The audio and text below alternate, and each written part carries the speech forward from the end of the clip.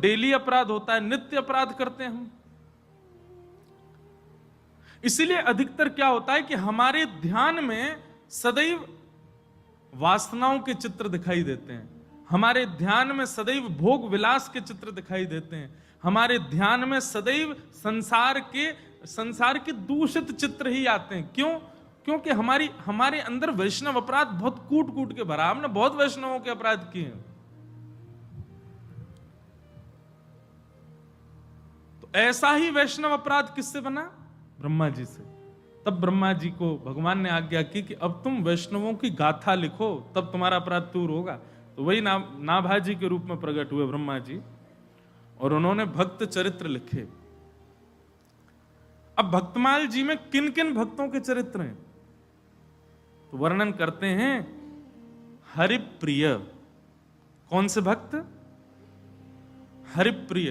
दो भक्त होते हैं, एक वो जिनको हरि प्रिय लगते हैं, एक वो जो हरि को प्रिय लगते हैं। मुझसे लेकर के पीछे खड़े हुए भैया तक जितने भी लोग हैं ना यहाँ पे, हम सबको हरि प्रिय लगते हैं। हम में से कोई हरि का प्रिय नहीं होगा।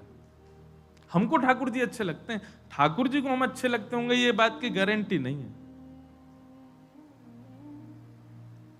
भक्तमाल जी में उन्हीं भक्तों के चरित्र आए जो ठाकुर जी को प्रिय हैं, हरि प्रिय हैं।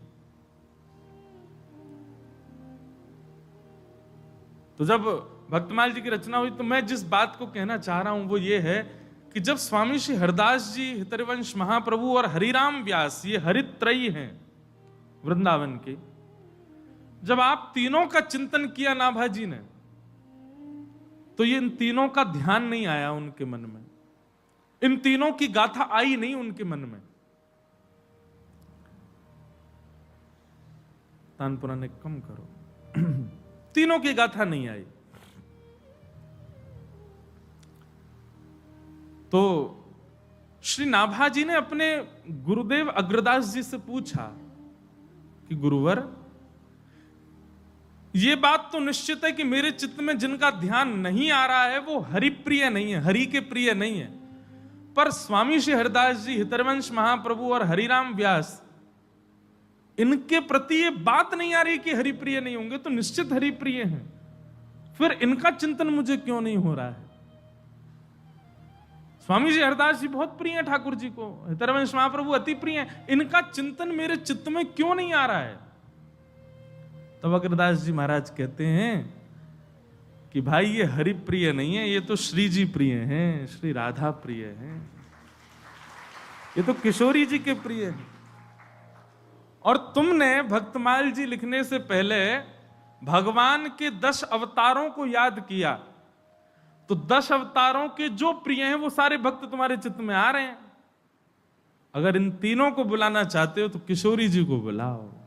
जब किशोरी जी की प्रार्थना करोगे तब स्वामी जी महाराज, तब हितरवंश महाप्रभु, तब हरिराम व्यास आएंगे। ये बात जब मैं बोल रहा था कथा में, ऐसे रोंगटे खड़े हो रहे थे, इतना आनंद चित्त में आ रहा था। ये बात याद रखियो भैया, ब्रजवासी और वृंदावन के जितने भी संत महापुरुष आदि हैं, इन सबके प्रति यदि आवाहन की भावना हो, इनके प्रति प्रेम की भावना हो, इनके प्रति समर्पण की भावना हो, तो श्री किशोरी जी का ध्यान करो। किशोरी जी की कृपा से ही ब्रजवासी प्रिय लग सकते हैं, किशोरी जी की कृपा से ही ब्रजवासी आपको प्रिय लग सकते हैं, ब्रजवासियों को आप प्रिय लग सकते हैं। तो ऐसी किशोरी जी का स्मरण किया जब श्री अग्रदास जी ने, तब नाभाजी के चित्त में हरिदास जी, हरिराम व्यास जी और हितरवंश महाप्रभु आए। वृंदावन साचो धन भैया, वृंदावन साचो धन भैया। हरिराम व्यास जी का ये पद है, बहुत सावधानी से सुनिएगा।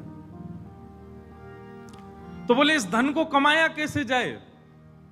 तो बोले कमाने से पहले त्याग करना पड़ेगा। किस चीज का? हरिराम व्यास जी कहते हैं, कनक कूट कोटिक लगत जिए भजिए कुंवर कन्हैया कनक कोटिक लगत जिए भजिए कुंवर कन्हैया।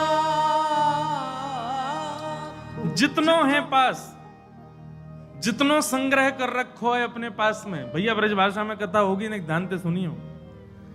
जितनों इकट्ठो कर रखो है, जितनों संग्रह कर रखो है, जितनी जमा पूंजी है, ऐसा नहीं कह रहे हैं कि बाको लुटा दो। उनके प्रति जो ममता है, जब तक वो रहेगी तब तक आप वृंदावन को नहीं कमा सकते। समझ में आई बात? वृंदावन को समझना बहुत ऊंची बात है भैया, सिर तो भले हिला दोगे, समझ में आ जाए, बहुत बड़ी बात है। आपके पास जो कुछ भी है, गाड़ी है, घोड़ा है, घर है, पत्नी है, पति है, बच्चे हैं, धन है, संपदा है, सबको रखो, पर सबके प्रति जब तक ममत्व नष्ट नहीं होगा तब तक वृंदावन नहीं कमा सकते आप। वृंदावन में आए हैं, वृंदावन को भज रहे हैं, वृंदावन को सुन रहे हैं, और उसके बाद भी अन्य भावों की चिंता लगी हुई है, वृंदावन नहीं कमा पाओगे। हरिराम व्यास जी कहते हैं, कनक कूट कोटिक लगत जिए भजिए कुंवर कन्हैया। अरे मेरु पर्वत के समान स्वर्ण भी मिल जाए, उसका भी त्याग करो, तब वृंदावन आएगा चित्त में। वृंदावन बिना त्याग के नहीं आ सकता। बिना किसी को छोड़े, बिना किसी का त्याग किए, बिना ममत्व के नष्ट किए वृंदावन नहीं आ सकता चित्त में। आप सोचो कि एक पाम बंबई में भी रहो आए, दूसरों वृंदावन में धलने, गिर जाओगे। सदा एक के ही रहो, या तो दुनिया के ही रहो या वृंदावन के ही रहो। कनक कूट कोटिक लगत जिए भजिए कुंवर कन्हैया। जहां श्री राधा चरण रेणु की कमला लेत भलैया। आतुर वन में व्यास पुकारे, आतुर वन में व्यास पुकारे, है कोई रसिक सुनैया, है कोई रसिक सुनैया। वृंदावन साचो धन भैया, वृंदावन साचो धन भैया। तो कृष्ण लीला रसामृत के साथ साथ वृंदावन रसामृत भी चलेगा।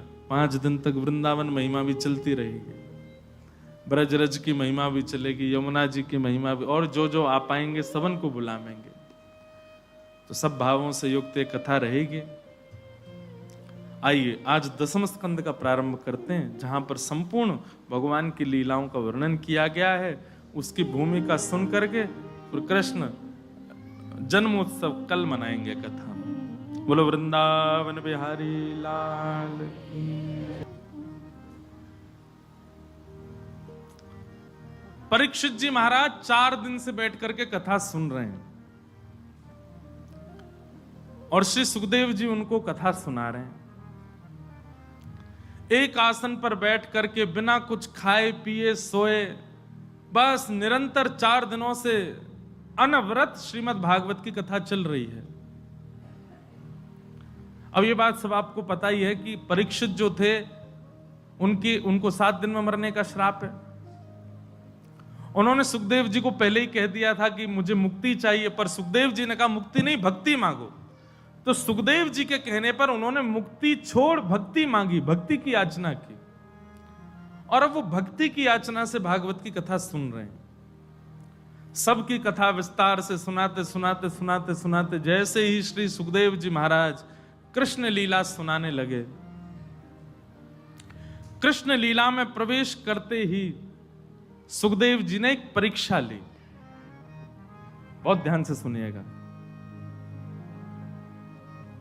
वो गुरु ही नहीं जो परीक्षा ना लेता हो।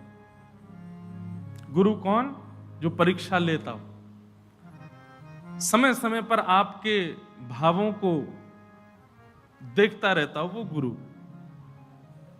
हमसे कई लोग पीछे पड़े हैं, हमको गुरु दीक्षा दे दो महाराज जी, गुरु दीक्षा आप कब देना शुरू करोगे, कब प्रारंभ होगा, कब? हम इसलिए दीक्षा नहीं दे रहे, 2-3 कारण हैं। पहली तो अंदर से भाव ही नहीं आ रहा अभी तो कि हम दीक्षा दें।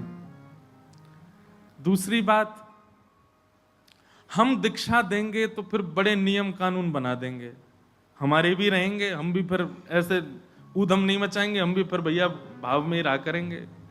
क्योंकि शिष्य जितने ज्यादा होते चले जाएंगे, गुरु को उतना भजन बढ़ाना चाहिए। और अभी हमारे अंदर बाल बुद्धि है, हम ऊधम करते हैं, खेल कूद करते हैं, इधर उधर कथा करने जाते हैं। और गुरु बन जाएंगे तो फिर हमको भी नियम से रहना पड़ेगा, भाई इतने शिष्य हो गए, जितने शिष्य बढ़ेंगे उतनी माला बढ़ानी पड़ेंगी।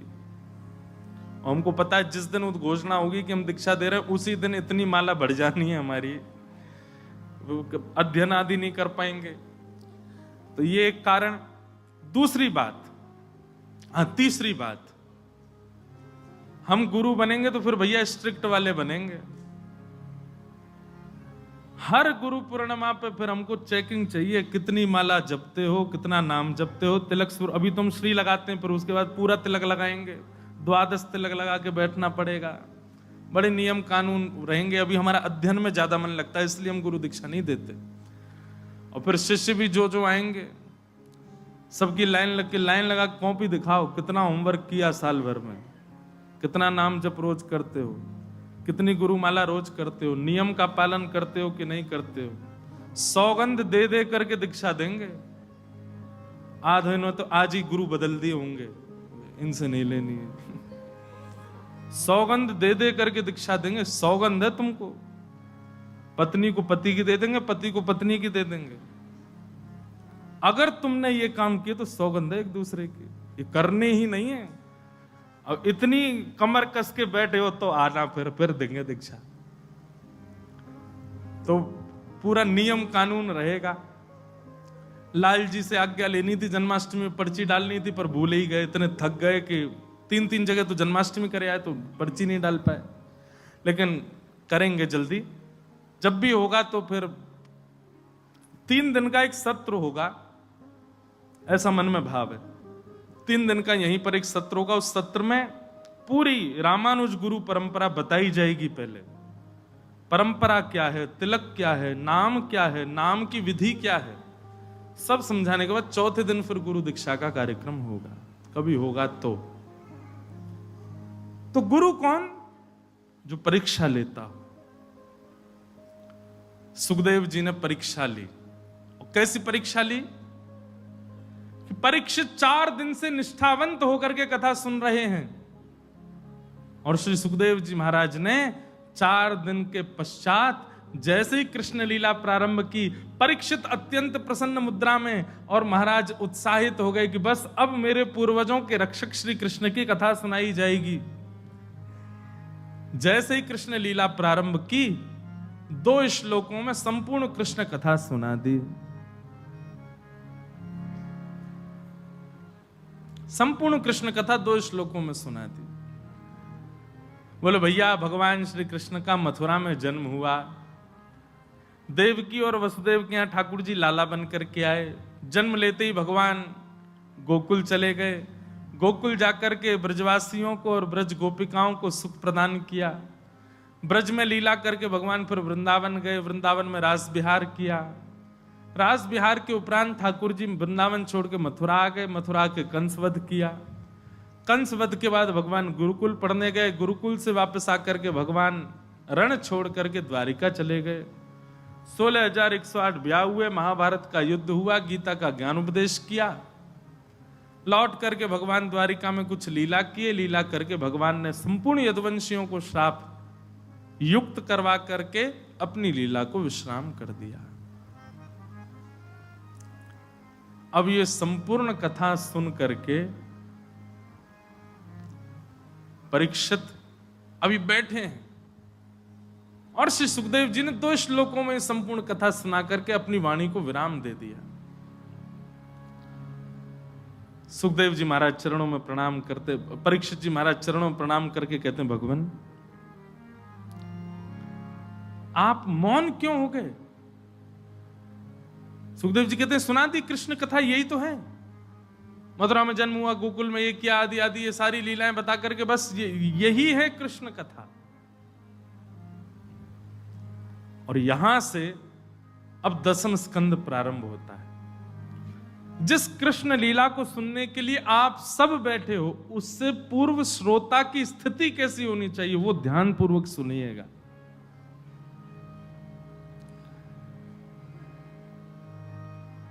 कथितो वंश विस्तारो भवता सोम सूर्ययो राज्ञां चो भयवंश्यानां चरितं परमाद्भुतम्। बहुत ध्यान पूर्वक सुनना।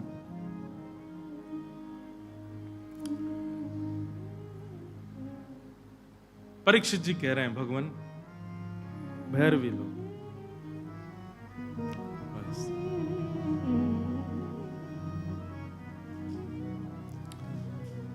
विस्तार से सुनाओ।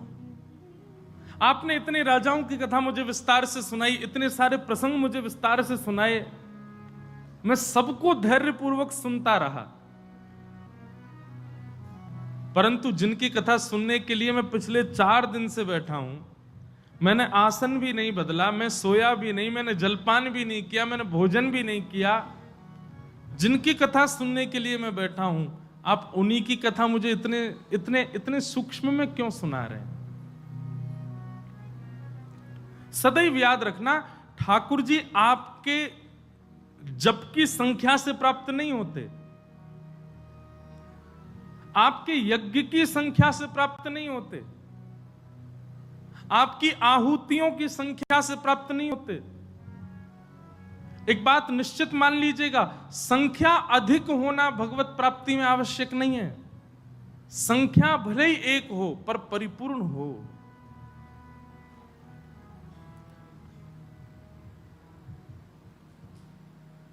क्वांटिटी नहीं, क्वालिटी ठाकुर जी को वो प्रिय है। हम मात्राओं पर ध्यान रखते हैं कि कितनी ज्यादा कर रहे हैं। लोगों से मैं पूछता हूं, कई बार मिलते हैं, महाराज जी हम 16 माला रोज करते हैं, हम 24 माला रोज करते हैं, हम 108 माला रोज करते हैं, 2 लाख माला रोज करते हैं। कई ऐसे महापुरुष भी हैं। सबको प्रणाम, सबको वंदन। अच्छा है कि आप इतनी मालाएं करते हैं, पर यह संख्या अनिवार्य नहीं है। भले एक माला हो, लेकिन उस एक माला के करने पर आपकी मन, बुद्धि, चित्त, तन सबकी स्थिति अत्यंत उत्कंठा से भरी हुई होनी चाहिए। उत्कंठा मतलब अत्यंत आनंद, अत्यंत उत्कृष्ट उत्कंठा, अत्यंत एक्साइटमेंट के साथ में होनी चाहिए, भली एक माला हो। महीना में इतने सारे सोमवार, बृहस्पतिवार आदि आदि के व्रत नहीं, केवल एकादशी का करो, पर वो व्रत भी खूब उत्कंठा। देखो कुछ बातें सुनिएगा।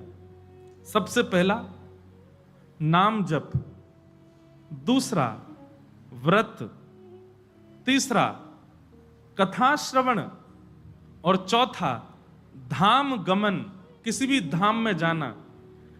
इन 4 क्रियाओं में अगर उत्कंठा नहीं है, एक्साइटमेंट नहीं है, आनंद नहीं है, तो इन 4 को मत कीजिए। व्रत इसलिए नहीं करना है एकादशी का कि भैया हम वैष्णव हैं, हमको करना ही पड़ेगा, वृंदावन में रह रहे हैं, सबकी देखा देखी करनी पड़ेगी, नहीं करेंगे तो अपराध लगेगा। अपराध के भय से व्रत नहीं करना है। आप जैसे अपराध के भय से व्रत करते हो, व्रत टूट जाता है। अपराध के भय से नहीं, अपराध के भय से नाम जप नहीं। केवल माता पिता की इच्छा इसलिए धाम गमन नहीं, इन सब में एक अद्भुत आनंद होना चाहिए, उत्कंठा होनी चाहिए, तभी कीजिए। आपको गौरव होना चाहिए एकादशी व्रत रखने का। अरे प्रतीक्षा होनी चाहिए, एक एकादशी गई, अब अगली एकादशी की प्रतीक्षा है, कब 15 दिन पूर्ण हो, कब एकादशी आवे। गौरव के साथ में, आनंद के साथ में, उत्साह के साथ में एकादशी व्रत करो। उसको नियम मत मानिए।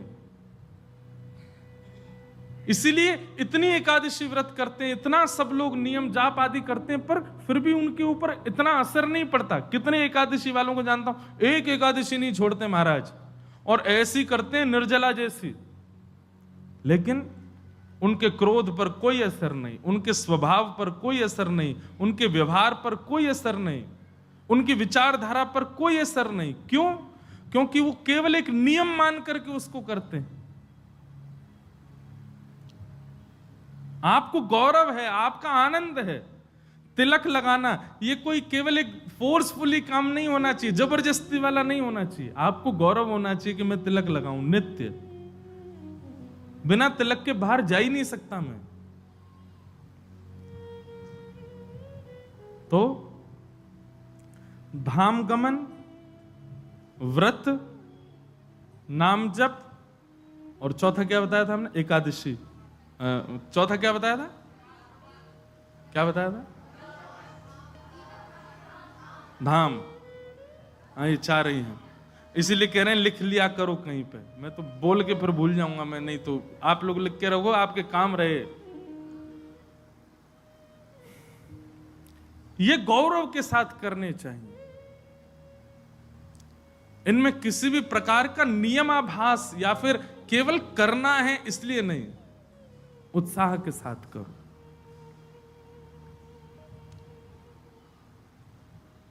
परीक्षित ने जब आज कहा कि भगवान मुझे विस्तार से सुनाओ, आपने सब विस्तार से सुनाया, पर जिनकी कथा सुनने के लिए मैं बैठा हूं, आप उन्हीं की कथा इतने सूक्ष्म सुना रहे हैं, ऐसा मत कीजिए नाथ, मुझे विस्तार से सुनाओ। दुनिया में सबसे कठिन क्या है? वासुदेव जरा कष्टम, कष्टम निर्धन जीवनम, पुत्र शोक महाकष्टम, कष्टात् कष्ट करे क्षुधा।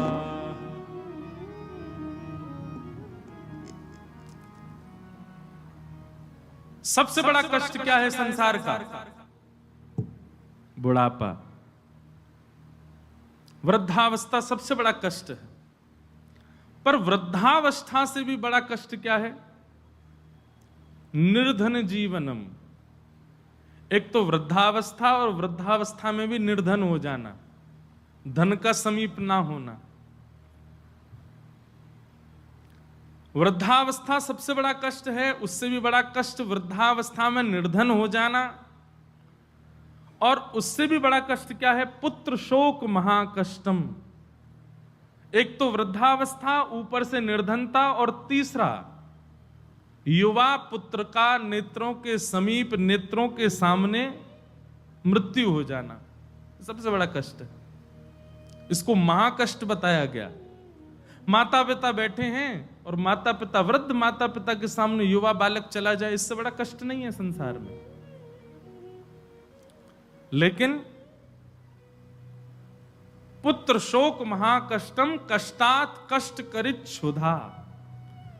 दुनिया में सबसे बड़ा कष्ट, पुत्र शोक से भी बड़ा कष्ट यदि कुछ है तो वो क्या है? भूख लगना और भोजन का ना मिलना, सबसे बड़ा कष्ट है। भोजन का ना मिलना, भूखा रहना, अति व्याकुल होकर के अन्न की उपासना कर रहे हैं फिर भी अन्न ना मिले, सबसे बड़ा कष्ट है। पर श्री सुखदेव जी महाराज कहते हैं कि राजन, कुछ खा लो, कुछ पी लो, और वहां पर भी परीक्षित जी महाराज कहते हैं भगवान मुझे भूख नहीं लगती, मुझे प्यास नहीं लगती, मुझे केवल आपकी रस कथा श्रवण करनी है, मुझे केवल आपके भाव श्रवण करने हैं। अब ये कथा ही, ये भाव ही मेरी भूख पेट को, मेरे पेट को ऊर्जा प्रदान करेंगे, मुझे भूख प्रदान करेंगे, मेरी भूख को निवृत्त करेंगे। अब सामान्य अन्न की उपासना, सन्निक अन्न की इच्छा नहीं है मुझे। आप कृपा करके केवल कथा रसामृत पिलाओ। ऐसी स्थिति जब हो जाए तब कृष्ण कथा प्रारंभ होती है श्रीमद् भागवत में। हमारी स्थिति नहीं है ऐसी। हमें तो क्षणिक भाव भी, संसार का कोई भी क्षणिक भाव भी आकर्षित कर लेता। एक इंपॉर्टेंट कॉल आ जाए, वैसे तो आएगा नहीं, हॉल में यहां नेटवर्क ही नहीं आते किसी के। एक क्षणिक फोन आ जाए कि भाई ये काम है जरूरी, आप तुरंत जाओगे। कथा त्याग करने में, भगवत लीला श्रवण करने के त्याग में किंचित भी भाव नहीं रखेंगे, हम तुरंत चले जाएंगे। पर परीक्षित जी की स्थिति ऐसी नहीं है। परीक्षित जी तो कह रहे हैं, कथितो वंश विस्तारो भवता सोम सूर्ययो राज्ञां चो भयवंश्यानां चरितं परमाद्भुतम्। आप कृपा करके मुझे विस्तार से सुनाओ।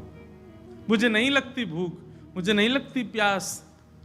केवल भूख प्यास से विप्राय नहीं, संसार की हर वो वस्तु जिसके प्रति आप कथा भी छोड़ सकते हो आकृष्ट होकर के, वह भी सामने आ जाए तो उसका भी त्याग कर दिया जाए कथा के लिए, तब कृष्ण लीला में प्रवेश होता है।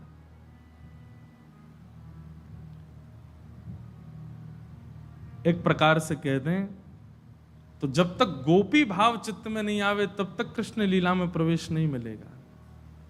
गोपियां कैसी हैं? यादोहने बहनने मथनोपलेप प्रेंखनार भरुदितो क्षण मार्जनादौ।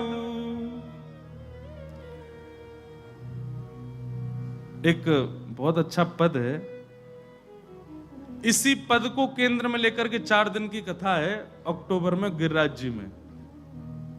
पद का नाम है गोपी प्रेम की ध्वजा। रास पंचाध्यायी पर कथा है गोवर्धन में, 14, 15, 16, 17 अक्टूबर। उसमें केवल रास की चर्चा है और उस रास चर्चा में उसका नाम ही कथा का गोपी प्रेम की ध्वजा। वहां गोपियों के प्रेम की चर्चा होगी बस।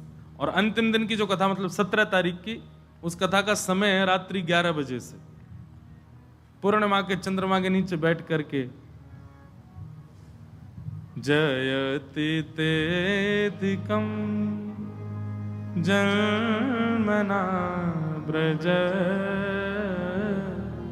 श्रयतन्दिरा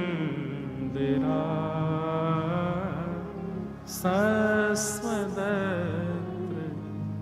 भैया एक बात बिल्कुल स्पष्ट सुन लो, ये कोई केवल कहने वाली बात नहीं है, केवल प्रचलित बात नहीं है, आपको आकर्षित करने वाली बात नहीं है।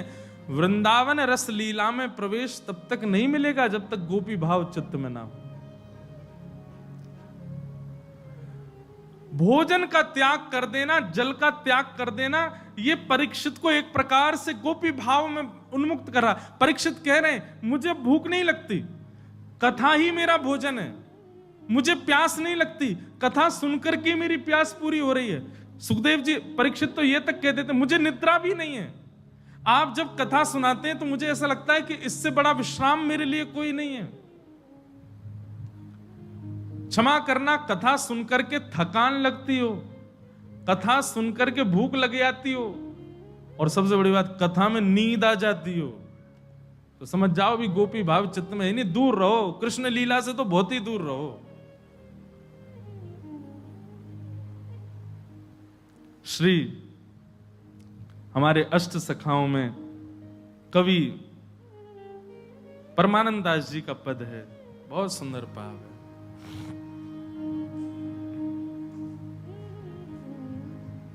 गोपी प्रेम की ध्वजा, गोपी प्रेम की ध्वजा, गोपी प्रेम की ध्वजा, गोपी प्रेम की। सब लोग गाओ। गोपी प्रेम की ध्वजा, गोपी प्रेम की ध्वजा। अभिप्राय क्या है? जब तक स्थिति ऐसी नहीं बनेगी तब तक आप कृष्ण लीला में प्रवेश नहीं कर सकते। आप सामान्य श्रोता बन करके आप कहो हम कानपुर से आए हैं, हम इलाहाबाद से आए हैं, प्रयागराज से आए हैं, दिल्ली से, वहां से, नहीं आ पाओगे कृष्ण लीला में। अरे देवादिदेव महादेव भी दौड़ करके आते हैं तो सबसे पहले, अभी भक्तमाल जी कथा में एक भेद खुला। महादेव की गुरु कौन है? श्री ललिता जी महाराज। जैसे ही महादेव आए रासलीला में प्रवेश करने लगे, गोपियों ने द्वार रोक दिया। ठाकुर जी भीतर से कह रहे हैं गोपियों से, इनको आने दो। गोपियां कह रही हैं ऐसे नहीं आएंगे, पहले ये कहें गोपी भाव में आए। तब ठाकुर जी को जाकर के ललिता जी के पांव में गिरना पड़ा, प्रार्थना करनी पड़ी, बोले शंकर भगवान को गोपी भाव दो। तब ललिता जी रास से बाहर आई, शंकर जी को ले जा करके यमुना जी के किनारे बैठ करके महाराज गोपी प्रेम भाव की वार्ताएं जब बताई, जब शंकर जी प्रेम भाव में डूब गए, प्रेम निमग्न हो गए, मानो ललिता जी ने प्रेम दीक्षा प्रदान कर दी, तब वे बने गोपेश्वर महादेव। तब वे गोपी रूप धारण करके भीतर आए। अरे बड़े बड़े भेद खुले इस बार भक्तमाल कथा में। अब कई लोग शैव लोग मेरी निंदा कर सकते हैं, बोले बताओ ये तो कुछ भी कह देते हैं। बताओ, कभी कहते हैं राधा रानी गुरु, कभी कहते हैं, अब कह रहे हैं ललिता जी गुरु, शंकर जी की गुरु ललिता जी। प्रेम नदी आकी सदा उल्टी बहेदार। वृंदावन के भावों को समझना सामान्य बात नहीं है। गोपी भाव में आओ। गोपी प्रेम की ध्वजा, गोपी प्रेम की ध्वजा। जिन गोपाल कियो बस अपने, जिन गोपाल कियो बस अपने, जिन गोपाल कियो बस अपने, जिन गोपाल कियो बस अपने, उर्धरी श्याम भुजा, उर्धरी श्याम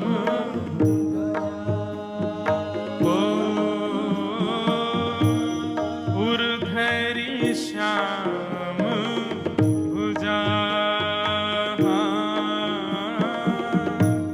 उर्धरी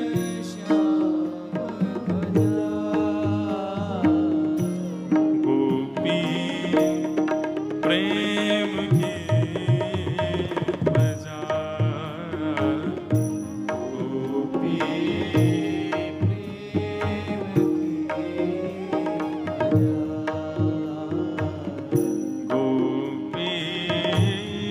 प्रेम की ध्वजा,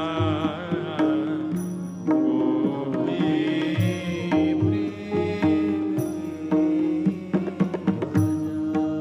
कैसी हैं गोपियां? सुख मुनि व्यास प्रशंसा कीनी, सुख मुनि व्यास प्रशंसा कीनी, सुख मुनि व्यास प्रशंसा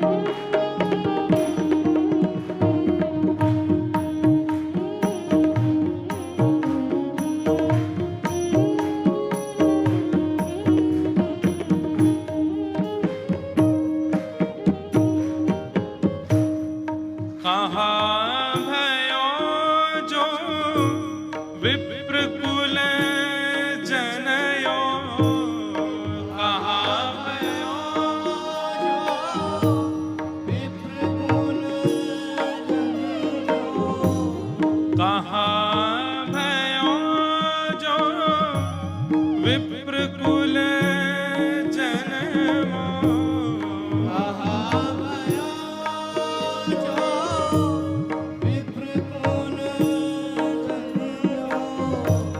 जो हरि सेवा नाही जो हरि सेवा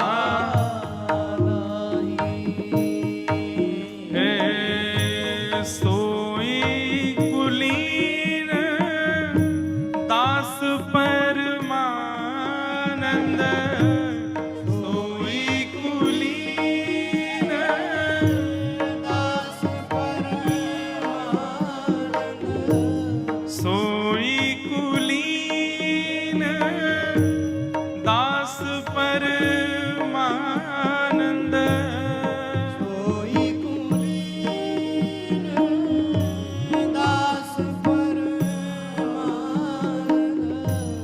जो हरि सन्मुख थाई जो हरि सन्मुख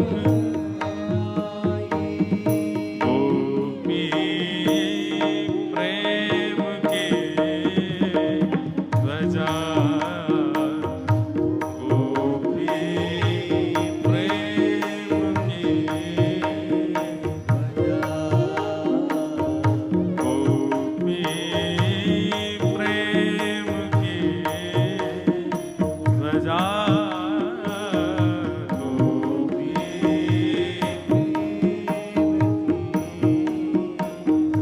जिन गोपाल कियो बस अपने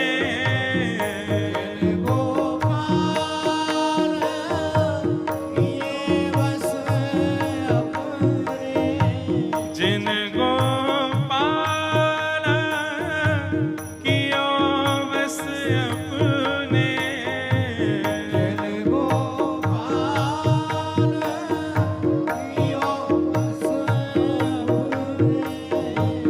उर्धरी श्याम भुजा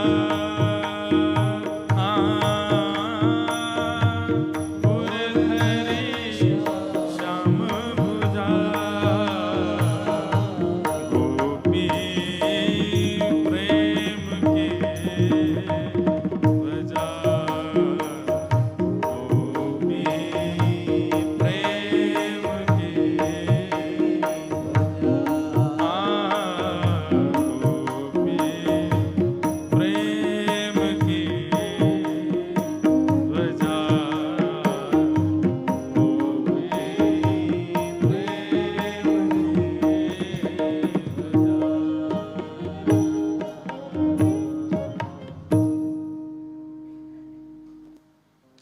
गोपी गोपी भाव, यही भाव प्रकट हुआ है श्री परीक्षित जी के भीतर।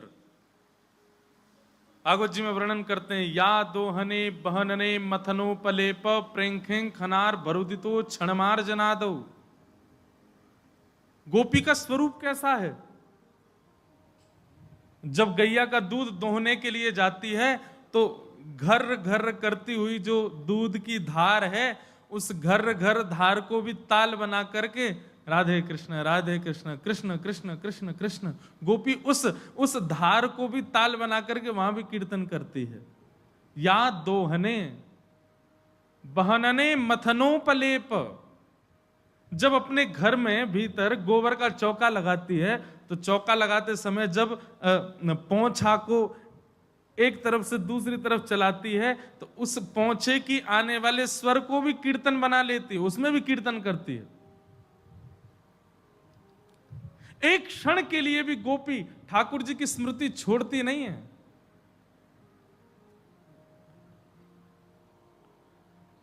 हमारी समस्त इंद्रियां कृष्ण पिपासु हो जाएं। नेत्रों को देखने के लिए श्याम सुंदर चाहिए, कानों को श्रवण करने के लिए कृष्ण चाहिए, नासिका में सुगंधि भी उनके चरणार विंद की, जिह्वा में रसामृत, जिह्वा में अधुरामृत भी उन्हीं का। अरे हर स्थिति से हम कृष्ण को पाना चाहते हैं। ऐसी स्थिति जब होती है तब भागवत जी में कृष्ण लीला में प्रवेश कराते हैं, उससे पहले नहीं। परमानंद दास जी कह रहे हैं,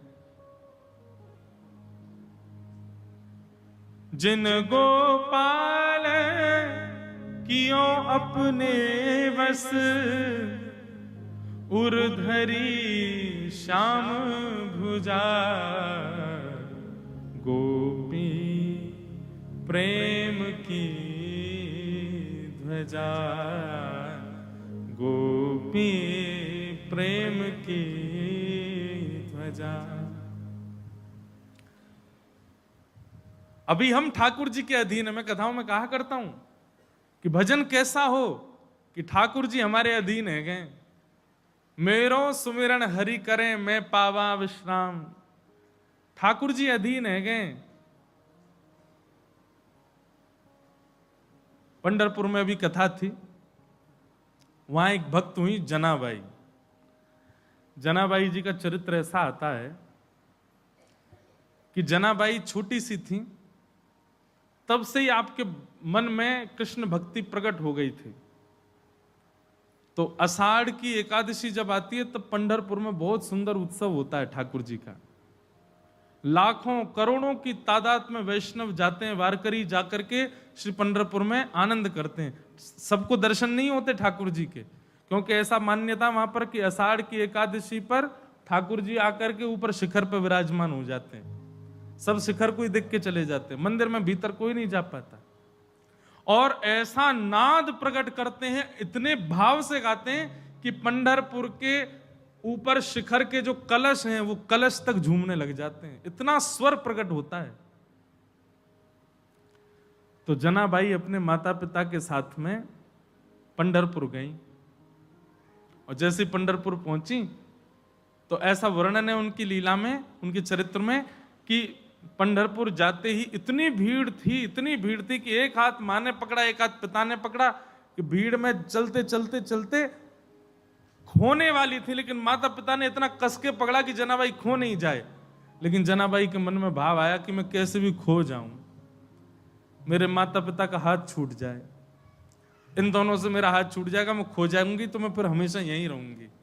ये भी चिंता नहीं कि सोऊंगी कहाँ, भोजन कहाँ करूंगी, क्या करूंगी, क्या कुछ नहीं, वो तो खोने ही आई थी। बोले इनके पास रहूंगी तो फिर ठाकुर जी से दूर रहूंगी, कैसे भी खो जाऊं। और जबरदस्ती मेला में जाकर के, खोने वाली तो नहीं थी पर जनाबाई ने हाथ छोड़ दिए माता पिता के, खो गई। और जैसे ही खो गई, खोते ही बालक तो रोते हैं, जनाबाई नाचने लगी। बोले अच्छा है, अब मैं खो गई, अब मैं अकेली हो गई, अब मैं यहीं रहूंगी, मैं विट्ठल को छोड़ के कहीं नहीं जाऊंगी। ऐसे हैं हम लोग, खोते ही सबसे पहले खोया पाया केंद्र कहां। अरे हम खोए तो दूर की बात, हमारी कोई चीज खो जाए बिहारी जी के मंदिर में, और तो छोड़ो बंदर ही ले जाए महाराज, भैया 5 रुपए वाली नमकीन से नहीं 10 रुपए वाली फ्रूटी पिलाओ, तब छोड़े। यहां जनाबाई खुद को खोए आई, हमारी कोई वस्तु खो जाए, हम चाह रहे हैं कि हमको कृष्ण लीला सुनाई दे जाए, ठाकुर जी की बंसी निधि वन में रात में जाके बैठेंगे, कन्हैया दिख जाएंगे, बड़े दिख रहे हैं कन्हैया। अरे महादेव, देवों के देव महादेव को जब गोपी बनना पड़ा ठाकुर जी की लीला में आने के लिए, हम कैसे। गोपी का मतलब श्रृंगार नहीं है, बिल्कुल भी श्रृंगार से मत लगाइएगा इसका भाव। गोपी का मतलब आपके आंतरिक इंद्रियों का भाव, प्रत्येक इंद्रिय कृष्ण को पाने की इच्छुक हो जाए, चतुर्भुज दास जी का भाव है। मैं गाता हूं कथाओं।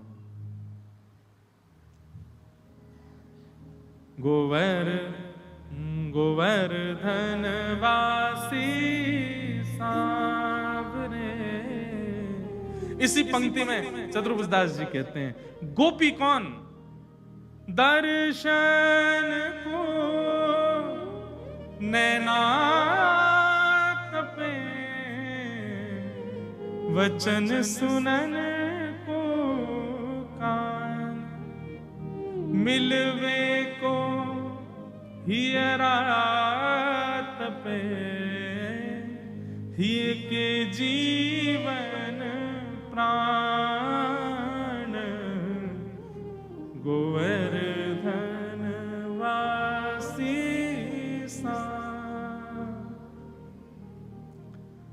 नेत्र पिपासु हैं उनके दर्शन के लिए, कान व्याकुल हैं उनको सुनने के लिए, जिह्वा प्यासी है उनके अधरामृत के लिए, हृदय व्याकुल है उनसे मिलन के लिए, हाथ विचलित हैं उनके स्पर्श के लिए, पैर थिरक रहे हैं उनकी स्मृति में।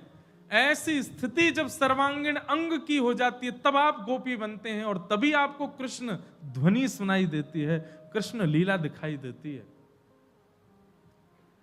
इन समस्त इंद्रियों में किसी भी प्रकार से यदि संसारी भाव विद्यमान है, आप ठाकुर जी की लीला में प्रवेश नहीं कर पाओगे। कर तो जाओगे पर उसके मूल रहस्य को नहीं जान पाओगे, मूल भाव को नहीं जान पाओगे।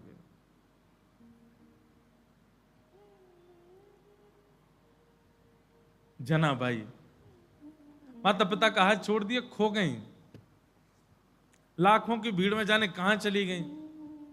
अब एक बात और है, पुत्र खोया होता तो माता पिता ज्यादा प्रयास करते, पुत्री खोई तो माता पिता ने भी ज्यादा प्रयास नहीं किया।